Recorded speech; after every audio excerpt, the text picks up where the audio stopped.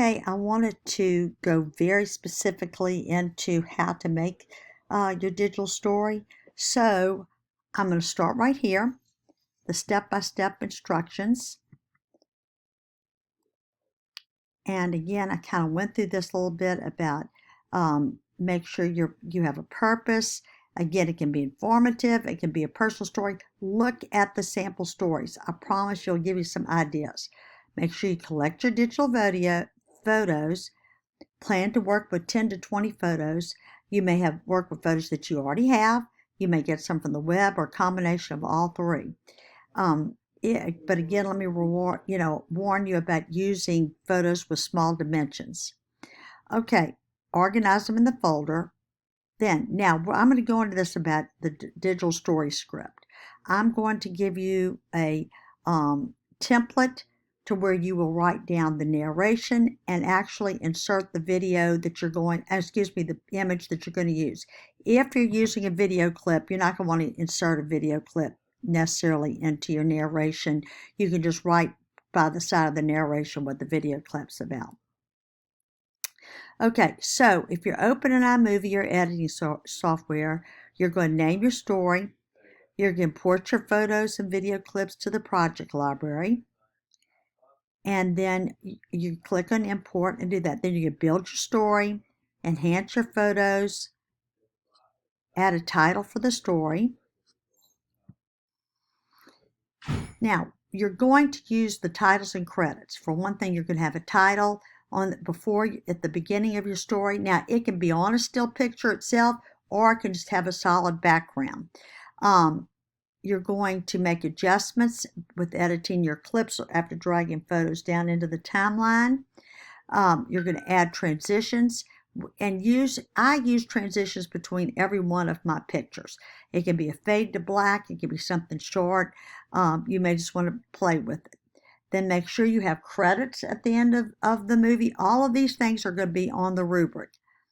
Then you must add your narration. This is the most important part. Immediately play back and make sure your sound is clear and that you can understand what you're saying. Sometimes I get people that talk like this and I can't understand it. If I can't understand it, you're going to lose mega points on the narration.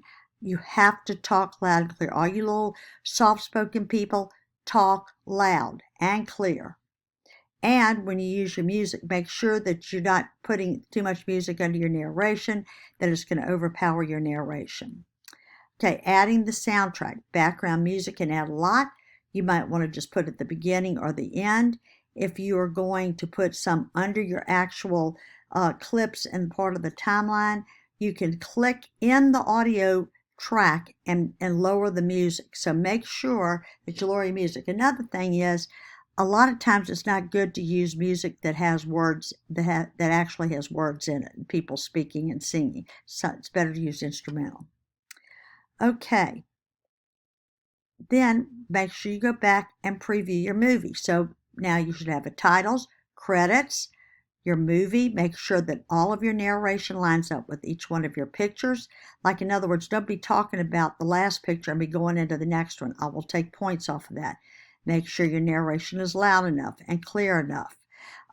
Make sure you check all the boxes, the transitions, the music, everything. Once you're satisfied, preview it. Preview it. Before you preview it, and then you're going to go to whatever software you're using, whether it's export to a movie, export to a file, and upload to YouTube, however you want to do it. Now, I highlighted this. If you feel like you need to close captions, you can use closed captions in YouTube. It's very easy to use. And then also make sure that you have made your settings public. If it's not public, I cannot see your video. So that kind of goes down to when you're going to insert your video on your website. Now, once you have made a YouTube, you can hit share the YouTube, get the link.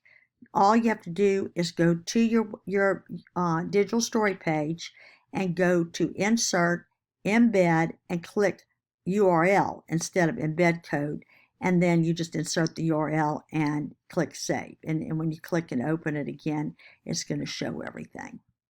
Have gone down here and shown you some free video clips, some free photos, how to remove a background from a picture, how to use your own personal photos.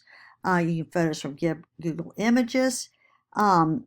Here's a free music archive. I have a little link here of some free songs that I've captured. I'm probably breaking copyright law, but they're just little small clips of them. And then you can also use music from your own library. Here is the digital story planning rubric. And this is what your video script looks like. You write the narration and the photo. The narration and the photo may be bigger. I have a minimum of 10, but you can always add more slides. Here's the rubric right here. I'm not going to read it to you. It's 50 points for the digital script, movie script, okay, video script. The video itself is worth 100 points. And here is the digital storytelling rubric.